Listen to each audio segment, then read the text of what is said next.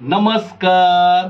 आजकाल कॉर्ड पायपिंगचं गोटचं खूप ट्रेंड चालू आहे.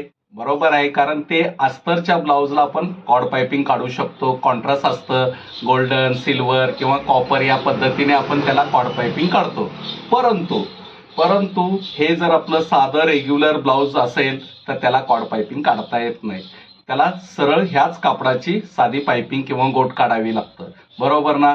कारण हे टेलर जेव्हा होतो ना पूर्ण, तेव्हा हे सरळ साध्या पायपिंग काढल्यावरच पूर्ण टेलर होतो आणि त्याला ती पायपिंग आली पाहिजे किंवा गोट आला पाहिजे.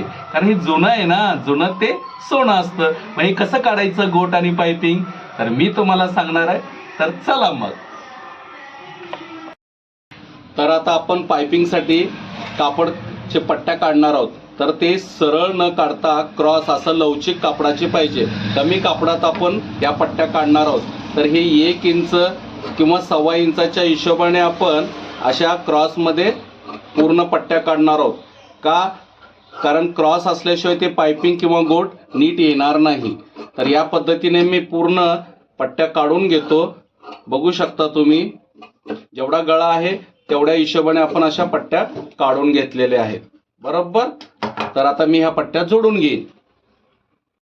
तर आता हे बघा, आपण क्रॉस पट्ट्या आहेत ना एकसारख्या, आपण हे पूर्ण जेवढं गळ्याला हवंय तेवढं आपण हे क्रॉसमध्ये जोडून घेणार आहोत. पण जोडताना मात्र पट्टी अशी वाकडी न लावता अशी क्रॉसमध्ये बरोबर बसली पाहिजे, म्हणजे जेणे की आपल्याला सरळपणात ती पट्टी हाताला वापरण्यासाठी येऊ शकते. हे बघा, नाहीतर असं लावलं तर ते नीट होणार नाही. तर त्या पद्धतीने आपण सरळ ही पट्टी अशी लावून घेणार आहोत, जेणे की एकसारखी आपल्याला पट्ट्या वापरता येईल. बरोबर. तर मी आता हे क्रॉस पट्ट्या एकमेकांना जोडून घेत आहे. बघा, आता ही पट्टी आपण एकसारखी क्रॉसमध्ये जोडून घेतली. बरोबर. याचं मार्जिंग वगैरे कट करून आपण घेणार आहोत. हे बघा, हे असं काढून कट करून घेतलं. बघा, हे मी आहे ना 1.25 इंचाची हिशोबाने एकसारखी क्रॉस पट्टी अशी काढून जोडून घेतलेली. आणि तेही पट्टी कशी आहे माहिती आहे का? अशी लवचिक आहे. हे बघा, लवचिक आहे. तर ह्याला थोडंसं असं ओढून एकसारखंपणा त्याचा करून घ्यायचा, जेणे की लावताना आपल्याला खूप अवघड जात नाही. हे बघा, हे लवचिक आणि क्रॉसमध्ये आहे. बरोबर. तर आता हे पूर्ण पट्टी आपली तयार अशी झालेली. तर आता लावताना बघा, इथून सुरुवात करायची, थोडंसं 1.5-1.25 इंच पुढे सोडायचं आणि आपण आपला ब्लाऊजचा भाग हातात. आता आपण हे पट्टी लावणार आहोत गळ्याला. तर आता थोडंसं मी पुढे 1 इंचभर सोडलेलं आहे आणि हा गळ्याचा भाग घेतला पुढे. आणि गळ्याचा भाग लावताना जेवढं 1 दाब आहे ना, 1 दाबाचाच अंतर मार्जिंग घ्यायचं आणि असं ओढून घ्यायचं. ओढती वरची पट्टी पाहिजे, गळा मात्र ओढायचा नाहीये. आता बघा, मी पट्टी ही लावत आलोय बरोबर एकसारखी. जिथं शोल्डर असेल तिथं ओढायची आपल्याला काही आवश्यकता नाहीये. सरळ सरळ पट्टी आपली फक्त वरची ओढती धरायची, खालचा गळा मात्र सरळ ठेवायचा आहे. बरोबर. आणि हा जो वळण आहे गळ्याचा आकाराचा गोल, तिथं मात्र ओढती पट्टी जरा बऱ्यापैकी धरायची, जेणे की आपल्याला गोट काढताना व्यवस्थित एकसारखं येत राहील. हे बघा, या पद्धतीने मी आता कडेपस्तोर आहे ना गळ्याची गोटची पट्टी ओढून व्यवस्थित अशी लावणार आहे. तर शेवटपर्यंत येणार मी अशाच पद्धतीने. आणि शोल्डरला मात्र अजिबात आपण ओढायचं नाहीये, फक्त वरची पट्टी ओढती धरायची. अशी लावत लावत मी आता शेवटपर्यंत आलेलो आहे. बघू शकता तुम्ही. या बघा, बरोबर.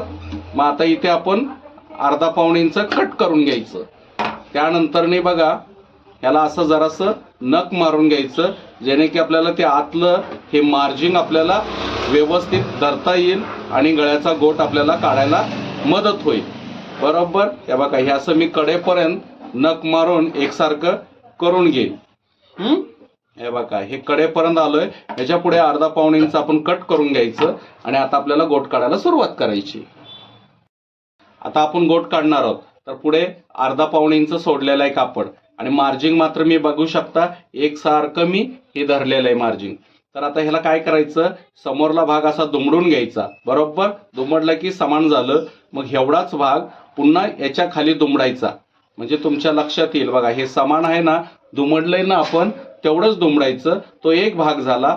हा दुसरा भाग पुन्हा तेवढ्याच अंतराने असा दुमडून घ्यायचा. या बघा बरोबर दुमडलं की हे खालचा पट्टा मात्र कापडाचा एकसारखा आला पाहिजे.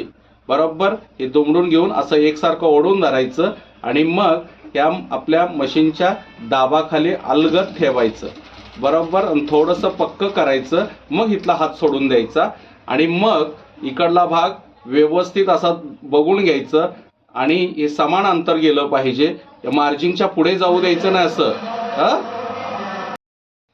आता मी पायपिंगची सुरुवात करतोय ना, तर बघू शकता हे खालचं कापड आहे ना एकसारखं दुमडलेलं आहे, ह्याच्या पुढे जाऊ दिलेलं नाही. मग एवढंच कापड आपण समान अंतराने दुमडून घेऊन या बघा ह्या बोटाने व्यवस्थित चाळून घ्यायचं. खालच्या अंगठ्याने याला लेअर पकडायचा बरोबर आणि वरचं पायपिंगच्या हिशोबाने हे खाच्या टीप आरामशीर जाऊ द्यायचं.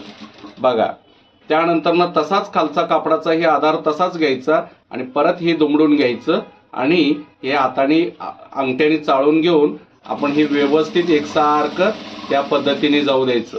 मग तुम्ही जसं तुम्हाला स्पीड येईल त्या पद्धतीने जावा किंवा थोडंसं 1-1 इंचाच्या हिशोबाने सुद्धा तुम्ही ही पायपिंग काढत तुम्ही कडेपस्तर येऊ शकता. बघा हे मी असं ओढून धरणार आहे, सैल सोडायचं नाही. असं सैल सोडलं की ती पायपिंग नीट येणार नाही. बरोबर मग हे खाच्यातच टीप आली पाहिजे. तर तुम्ही बघू शकता मी ही पायपिंग कशी काढलेली आहे गळ्याची. आता हे कडेपर्यंत मी अशीच काढत नेणार आहे. तर बघा मी आता शेवटपर्यंत पायपिंग काढत आलेलो आहे. तर हे मात्र बघा हे कापड मात्र समान जसं सुरुवातीला दुमडलं त्याच पद्धतीने हे दुमडत कडेपर्यंत यायचं. हे याच्या खाली येऊ द्यायचं नाही आणि याच्या वरती पण जाऊ द्यायचं नाही. समान मार्जिनच्या हिशोबाने दुमडायचं आणि परत दुसरं एकदा त्याला दुमडून घ्यायचं. म्हणजे तो बरोबर गोलाकार इथे आपल्याला पायपिंगचा येत राहणार आहे. तर तुम्ही बघू शकता हे बघा हे खाच्यामध्ये आपण टिप घ्यायची, वर पायपिंगला चढू द्यायचं नाही आणि इथं वरती वाढलेलं असताना कापड हे थोडंसं कट करायचं. जेवढं आपल्याला दुमडायचंय तेवढं आपण दुमडू शकतो. हे बघा आणि त्याप्रमाणे याचं तोंडाची बाजू बंद करून टाकायची आणि एकसारखं याला गोलाकार घेऊन असं ओढतं धरायचं. अजिबात सैल सोडायचं नाही. हे बघा हळू या खाच्यामधून आपली टीप गेली पाहिजे आणि शेवटपर्यंत हा एंड झाला पाहिजे. तर पक्क थोडं करायचं. मग तुम्ही बघू शकता हे बघा गळ्याचा आकार सुद्धा कुठेही ओढलेला नाहीये किंवा काही नाहीये. बघा गळ्याचा पायपिंग एकसारखी आपली होत इथपर्यंत गेलेली आहे. म्हणजे बघा हा गळा सुद्धा उचलला जाणार नाही आणि गोट सुद्धा व्यवस्थित आपला धरून दिसणार आहे. तर या पद्धतीने आपण दोन्ही भागाचे गळे समोरचे पण व्यवस्थित आपले आलेले आहेत. तर या आणि शिवाय तुम्हाला आतली बाजू पण दाखवतो. बघा कुठेही गोट असा बाहेर पडलेला नाही, कापड किंवा निसटलेलं नाहीये.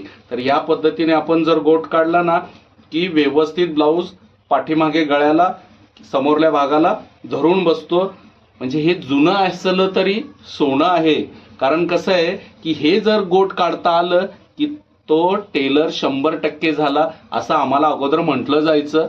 म्हणून आम्ही त्या पद्धतीने ह्या गोटवर विचार करत आलो. आजकाल कॉड पायपिंग आहे ना ते सरळ सिंगल दाबाने केली जाते, पण त्यापेक्षा ही गोट काढणं फार महत्त्वाचं आहे. तर ही गोट काढता जर तुम्हाला आलं की तुम्ही टेलर उत्तम झालात. करा प्रयत्न, नक्की होईल.